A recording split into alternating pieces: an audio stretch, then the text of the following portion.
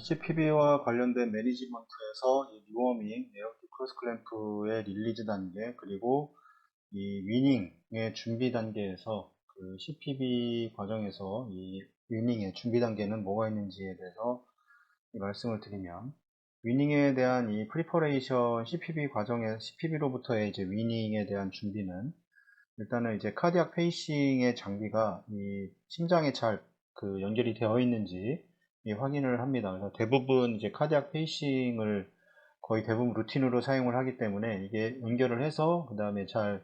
그 장비가 잘 작동을 하는 장비로 인해서 이제 심장의 박동수가 조절이 되는지 확인을 해야 되고, 그다음에 환자의 일렉트로라이트와 그 엑시드 베이스에 대한 이 디스터블런스가 이제 있는지, 밸런스가 맞는지 안 맞는지를 이제 확인을 해서 교정을 해줘야 되겠고,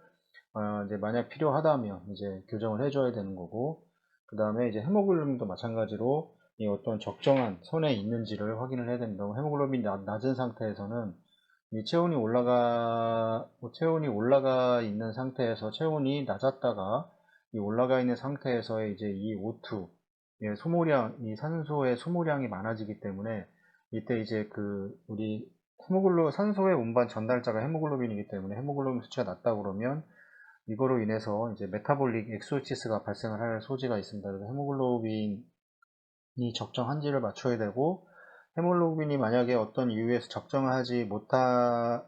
선을 맞추지 못한다 그러면 이 플로우를 좀 더 많이 올려서 이 같은 헤모글로빈이라도 많은 양이 조직에 그 산소를 전달할 수 있도록 플로우 자체를 좀 올려줘야 되는 이런 여러 가지 그 조건들을 좀 위닝 단계에서는 맞춰줘야 됩니다. 그 다음에 이제 어떤 이 부가적인 이노트로픽 이 드럭의 인퓨전이 필요하게 됩니다. 심장을 이제 수술을 하고 ACC 어플을 한 다음에는, 물론 이건 마취과 선생님들이 다 잘 알아서 하시는데, 이노픽 드러그에 이제 그 인퓨전을 이제 고려를 해야 되고, 여기는 뭐 에피네프린이라든가 뭐 도부타민, 뭐 도파민 뭐 여러 가지가 있을 겁니다. 근데 이게 필요하다면 이제 주입을 해야 되는 거고, 그다음에 위닝 이제 프로세스 과정에서 이 환자에게 이제 연결이 되어 있는지도 이제 그 마취과에서 이제 다 확인을 하게 되고, 이거는 이제 저희가 확인을 하는 것보다는 이제 마취과에서 확인을 해서 이제 주입을 하고, 그 다음에 이제 마취과에서도 이제 약이 들어가는지 이제 뭐 말씀을 해주시는 분들 계시고, 아니면 서전 선생님께서 이제 물어보고 약이 뭐가 들어가는지 이제 확인하는 단계를 꼭 거치게 됩니다. 그 다음에 이제 뭐 그 다일레이터 이런 것들 밀리놀이라던가 뭐 이제 PA 프레셔를 떨어뜨리기 위한 밀리놀 이런 다일레이터들을 이제 로딩을 하고, 그다음에 칼슘을 이제 그 세니타이저를 이제 주입을 할 수도 있고, 그 다음에 이거는 이제 CPB가 완전히 그 멈추기 전에 이제 주입이 돼야 된다 이렇게 되어 있고, 그 다음에 모든 일렉트로라이트는 이제 CPB 위닝 과정 전에 모든 일렉트로라이트는 체온도 정상이어야 되겠지만 이거에 맞춰서 이제 일렉트로라이트라던가 그 다음에 헤모글로빈 같은 경우도 거의 이제 그 우리가 알고 있는 적정선에서 유지를 해야지 위닝 하는데 이제 그 어떤 무리가 없을 겁니다. 그 다음에 위닝 만약에 이제 이것도 중요한 거는 또 볼륨이, 이 심장 안에 볼륨 자체가 이제 문제가 이제 중요할 텐데, 이 환자의 전체 그 토탈 바디 플루이드를 알아야 되고, 이 토탈 바디 플루이드에서 중요한 거는 세포 내외로 나눴을 때 이제 인트라베스큘라의 볼륨입니다. 인트라베스큘라의 볼륨이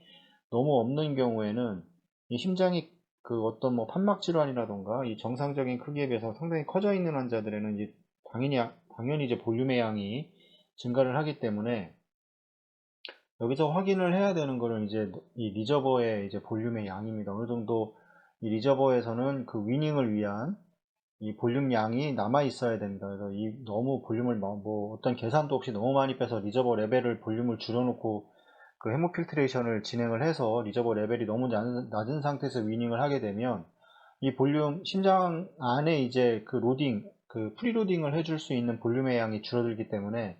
일단은 프리로딩이 줄어들게 되면 심장 크기에 비해서 하트레이트가 이제 상승을 하게 되고, 그 다음에 이제 카디악 아웃풋은 이제 하트레이트와 이제 스트로크 볼륨인데, 이 볼륨 자체가 줄어들기 때문에, 스트로크 볼륨이 줄어들기 때문에 카디악 아웃풋을 유지하기 위해서 이 하트레이트가 상승을 하게 됩니다. 그래서 이거는 자동적으로 이렇게 유지가 되는 거고, 그래서 이제 하트레이트가 너무 빨라진다거나 그렇게 되면 스트로크 볼륨 자체가 줄어든다는 거는 이 리저버의 레벨이 너무 낮아서 무턱대고 이제 헤모필트레이션을 어떤 환자의 그런 계산도 없이 이 헤모필트레이션을 너무 많이 진행하는 경우에 이제 이런 문제가 종종 발생을 할 수가 있습니다. 이게 그 다음에 이제 아무런 의미가 없는 게, 이렇게 볼륨이 없는 상태에서 헤모필트레이션을 하고 리저버에 볼륨이 없는 상태에서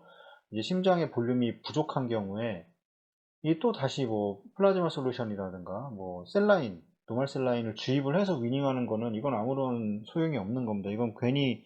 그렇게 해서 헤모필트레이션을 거쳐서 혈액 손상만 더 많이 될 수 있는 상황이 벌어지는 거고, 그 환자의 볼륨에 맞게 여유가 있는 볼륨을 항상 리저버에 남겨놔야 된다는 게 중요합니다. 무턱대고 헤모필트레이션을 많이 한다던가 이런 경우에서 이런 게 발생할 수가 있기 때문에 이 환자의 심장이라던가 전체 환자의 체액량, 심장의 크기도 당연히 중요한데 심장 안에 들어가 있는 이 크기가 상당히 중요하기 때문에 이 크기에 봐서 크기를 맞춰서 해야 되고, 이런 경우를 알 수 있는 게 언제 알 수 있냐면 이 심장 안에 볼륨이 어느 정도 들어갈 거다라는 걸 미리 예측을 할 수가 있습니다. 언제냐면 벤트를 넣는다거나 이럴 때 이제 심장의 볼륨을 좀 채우게 됩니다. 그러면은 뭐 200cc가 들어가고 그냥 300cc가 들어갔을 때 이때 이제 처음에 완전히 토탈 퍼퓨전이 되면 이 웨이브가 거의 없습니다. 만약에 AR이 있는 경우를 제외를 하고는 거의 웨이브가 이게 거의 이렇게 스탠드 스틸로 나오기 때문에, 근데 만약에 이제 벤트를 넣는다고 가정을 했을 때 심장에 볼륨을 넣게 되는데 이게 이제 라이트 어퍼 풀마의 베인을 통해서 들어가기 때문에 이 이제 볼륨을 공기가 들어가는 걸 방지하기 위해서 심장에 볼륨을 채우게 되는데, 그 과정에서 볼륨 채우는 과정에서 리저버의 레벨을 좀 봅니다. 그래서 뭐 100cc가 들어가고 200cc가 들어갔을 때 웨이브가 조금씩 나온다. 이렇게 되면 이 정도 200에서 뭐 300 사이의 볼륨이 필요하겠구나. 이걸 미리 예측을 할 수가 있습니다. 그래서 심장의 크기에 따라서 이 양이 좀 달라지기 때문에 이거를 꼭 그 볼륨을 집어넣을 때든가 언제쯤 시점에서 환자가 이젝션을 하는지, EF가 그 이젝션 프랙션이 일어나는지를 이제 그때 이 볼륨을 벤트를 넣는다든가 이런 과정에서 확인을 할 수가 있기 때문에 꼭 이 과정을 한번 확인을 해서 이 웨이브가 나오는 거를 확인을 해서 이 정도의 볼륨이 심장 안에 필요하구나, 그거를 안 다음에 이제 위닝 단계에서 리저버의 레벨을 이제 유지할 필요가, 그 이상의 볼륨은 이제 필요한 거니까요. 유지할 필요가 있는 겁니다. 그래서 뭐 그 다음에 이제 부타이전 그 에이전트 뭐 네가티브 이노트로픽 이펙트가 컨선 되는 경우에는 그 위닝을 시작하기 전에 이제 중단해야 하고, 적절한 마취 상태를 유지하는 데 사용되는 이제 다른 약품을 좀 사용해야 됩니다. 휘발성 이제 어떤 에이전트가 있는데 세보 보통 우리가 많이 사용을 합니다. 이거의 경우에는 이제 이거는 세보로 인해서 혈압이 만약에 더 이제 떨어지게 되고 이런 경우에 또 다른 약을 또 써야 되고, 이런 경우보다는 이런 경우에 이제 이걸로 이제 멈추게 되고, 멈춘 다음에 이제 적절한 마취 상태를 유지하기 위해서 이제 다른 약을 뭐 심팩이라든가 아니면 마취과를 통해서 이제 주입을 해서 이제 위닝을 하는데 이런 문제가 없도록 이제 해야 됩니다.